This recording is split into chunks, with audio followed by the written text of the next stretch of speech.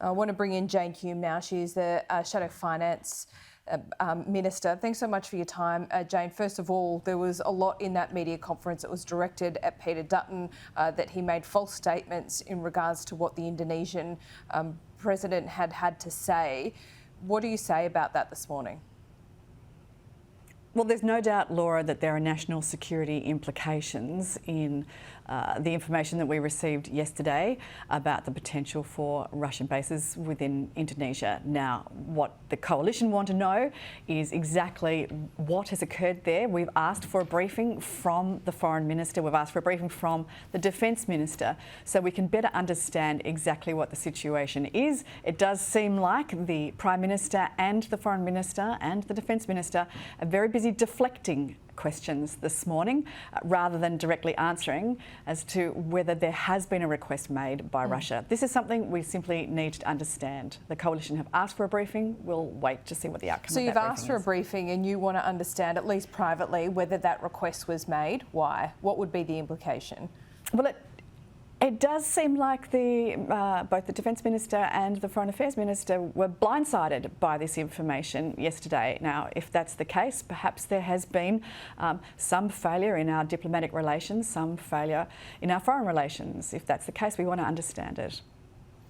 Okay, what about defence spending? Because is this the last big announcement you've got for this campaign? Because we heard a lot about it in the early parts of the year before we got into the campaign proper. Is it still your intention to increase defence spending?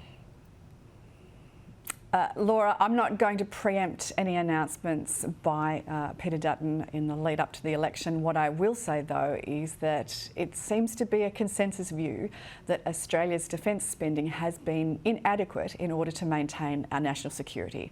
And if a government has a number one priority, it's to keep Australians safe. We want to make sure that our defence capability is substantiated, that it's bolstered, and that's the expectation, I think, of all Australians.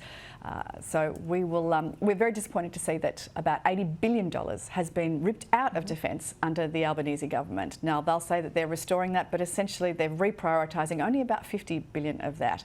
We are a weaker nation because of decisions that the Albanese government has made. That's something that a coalition government will restore. So you'll spend at least $80 billion more than Labor, is that correct?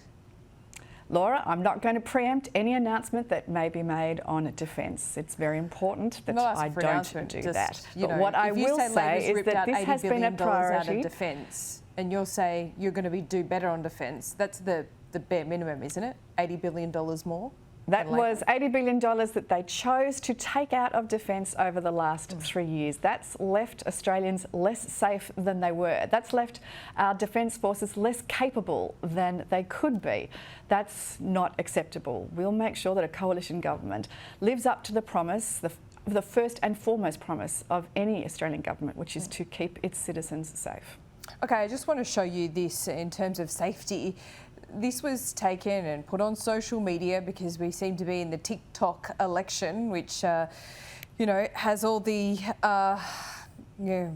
concentration of about 7 seconds. But this was a pretty confronting security breach when it came to the Prime Minister. Have a look.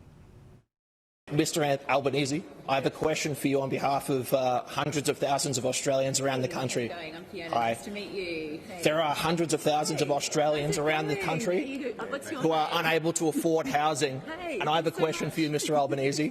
When are you going to put Australians first? Thanks, mate. That's enough. Albanese, when are you going to put Australians first? Mate, that's enough. Thanks, mate. That's enough. Thank you, mate. Cheers. Thank you. I'm here to ask Albanese a question. You're not staying here. Thank you.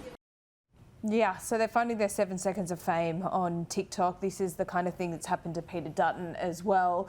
Is it a security concern or just a pain in the arse? Well, we would hope that it doesn't become a genuine security concern, because one of the best things about Australian politics is the fact that we have for always and forever been able to interact with the public without those security concerns in the past. Now, we know that there have been threats made previously to both Coalition and Labor members of Parliament and ministers, and that's required increased levels of security. I would hope that it doesn't extend any further than that. If this is a security breach, if it is a leak of information as to where various politicians are going to be at any one time, that's something that's worth pursuing. We want to make sure that we can face-to-face interact with voters every single day without fearing for our own personal safety, and I think voters want that too. We are beyond the halfway point of this campaign now. The polls are trending against you. This is very different to what was happening at the end of last year and the beginning of this year. Do you think you can win it from here? How are you keeping your hopes up?